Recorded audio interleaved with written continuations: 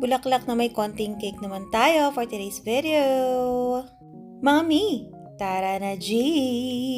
Isa ito sa mga pinakapaborito kong cake na nagawa na maraming bulaklak para kay Mami. Ayan, itong cake na ito ay para sa Mami ng ating Suki at ang size ng cake na ito is 6x6 or 6x7 kung hindi ako nagkakamali. Ayan.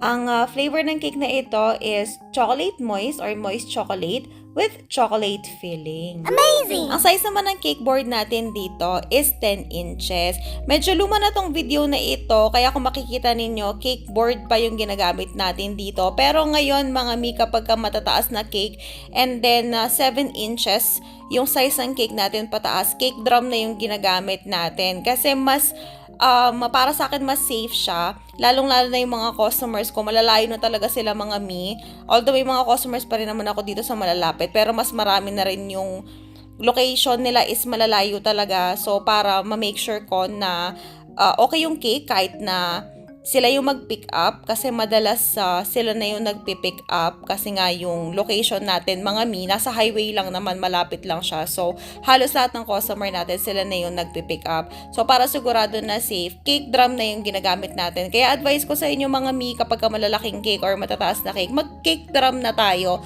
Konti lang naman yung difference mga mi, kaysa naman masiraan tayo ng cake, 'di ba? Apaka-perfect din pala ng drip ng cake na ito. Hindi tayo umulit this time. Diba may mga previous videos natin kapag ka-drip, madalas inuulit natin lalo na kapag hindi tayo nasa-satisfied. This time natuto na tayo na dapat tinetest muna natin bago natin ibuhos sa cake. Ayan, white chocolate lang yan palagi ang ginagamit natin na merong konting halo ng ACC whipping cream para makuha natin yung ganyang texture. Kasi kapag pure white chocolate siya, nagka-crack siya kapag lumamig na. So kapag hinahaluan ko siya ng whipping cream, ayan, maganda yung texture niya. Pero at the same time, nagsaset pa rin siya. O, diba? Banggahan. Yung mga flowers na talagay natin dito ay of course mga artificial flowers.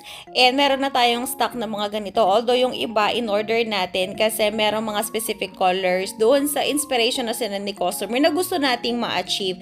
Pero mga mi, hindi naman natin talaga ma-achieve yung 100%, lalong-lalo na yung mga bulaklak, hindi naman pare-pareho ng kulay yan. Kaya lagi tayo nagsiset ng expectation sa mga customer about it. Pero naku mga mi, tuwang-tuwa ako dito kasi talaga na-tsempuhan na kahit papano nakuha natin yung inspiration.